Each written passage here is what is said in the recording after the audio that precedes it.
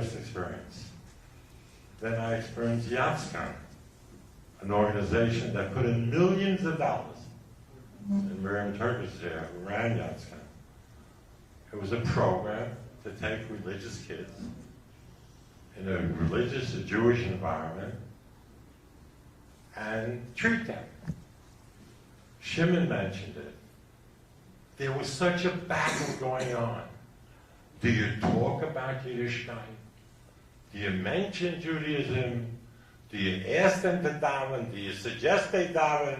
Should they keep Shabbos? This battle was raging for years. And it was a real battle. And there were people that actually believed, don't mention Yiddishkeit because that's why the kid is there. That's what people said and people believed.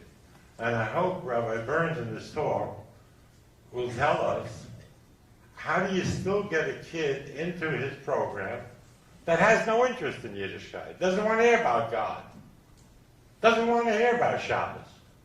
Because I was in his program a few weeks ago. I sat with 16 people around the table, 14 boys and 2 girls. They were all wearing yarmulkes. Some of them, they were all wearing nice shirts. And they looked like frum kids. And I said to myself, I've never seen this before. I've been in other programs in Florida, all over the place, in California. You couldn't tell the difference between the Jewish kids and the non-Jewish kids. And here they look like yeshiva kids. And they were quoting the 12 steps.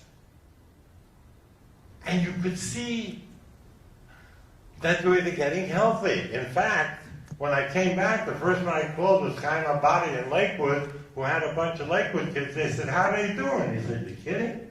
They're terrific. The kids that came back from Rabbi Burns and Mrs. Burns, they're doing unbelievable. And I saw it. And I watched it. And I'll tell you what impressed me the most. I'm going to finish with this. I was also learning, I'm still trying to learn about kids at risk and why they go off and why do they take drugs. And I was asking these boys and girls questions, why they're here, what is it in their life that brought them here? Why are they here? What was the trauma they experienced? And I'll never forget, I don't know if you remember, Robert Bryan, one young man looked at me and said, why do you have to know the reason? Why is that important to you? It's up to us. What, are we going to blame our parents? We're going to blame our Rabbi? We're going to blame our ZTL? It's us. We're not here to blame anybody. We're here to fix ourselves. And I went back and I told my wife, I never heard this before. Because every time I talk to kids that's written, my mother did this, my father did this, my Rabbi did this, my friend did it. They said, that's not where the problem is. The problem is in us. And I think our young man before was mentioning that. You deal with it yourself.